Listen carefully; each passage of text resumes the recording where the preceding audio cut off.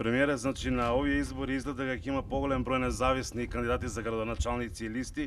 Што значи ова за вас и дали мислите дека е некој вид на револта од политиките на постечките партии и дали СДСМ отворено ќе застане зад кандидатите за градоначалници на ДУИ на овие избори, како што го направивте на претходниви избори? Значи две прашања се. Благодарам прво, ова убава лепеза на разноликости преку листите е потврда за слободата. А слободата носи демократија повеќе.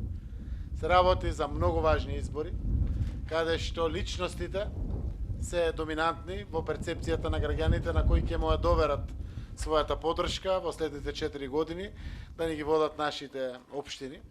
И во еден таков сегмент многу е логично да се јават повеќе охрабрени граѓани и за советнички листи и за градоначалници. Секако најдобрите ќе победат, а Социјалдемократскиот сојуз го нуди најдоброто. Ова што е за второто прашање, секако јас верувам во голема победа на нашата коалиција. Затоа што коалицијата е стабилна, затоа што коалицијата е единствена. Имаме одлична соработка со ДУИ, како што имаме и со БЕСА, и со ДПА, помала партија, и секако поддршката взаемно ќе се ја довериме и ќе се ја дадеме, затоа што така веруваме дека многу подобро ќе им служиме на граѓаните, пред се, заради тоа што сме и централна власт, која што се справува со секаков вид на предизвици на централно ниво, а заедништвото пресликано на локално ниво ќе биде само капацитет повеќе за полесно да се справиме со предизвиците на локално ниво и да имплементираме колку што може повеќе проекти во иднина.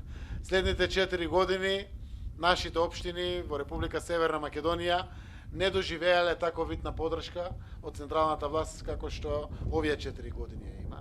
Само да напоменам, 50 милиони евра дадовме пари директно за да се одблокираат општините, за да ги вратат своите долгови. Се реализираат проекти од европска делегација со помош на плаќачите на даноци граѓани на Европската унија и се реализираат многу проекти во нашата земја, поддржани со проекти од Европска банка за обнова и развој, Светската банка, многу меѓународни фондации, но се реализираат многу проекти директно од централната власт. Ке напоменам само последната е ТАФ програмата, каде што имплементираме без малку 50 милиони евра, 35 милиони евра се директно за 94 проекти во општините, локалните патишта преку Светска банка, каде што општините буквално ги решаваат проблемите на локално ниво, а немаат обврска да ги враќаат ваквите кредити. Проектот е 70 милиони евра. Го финиширавме со 50 милиони евра проектот од Европската инвестициона банка. Еве ја новата фаза од 100 милиони евра, дополнително исклучиво за водоводи, канализации, прочистителни станици и слично. И да не зборувам за сите тие директно буџетско реализирање на проекти од локално значење, односно под надлежност на локалната самоуправа.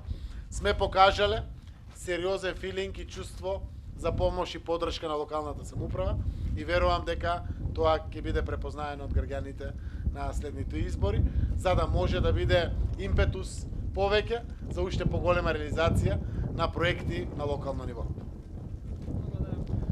Друго прашање? Благодарам.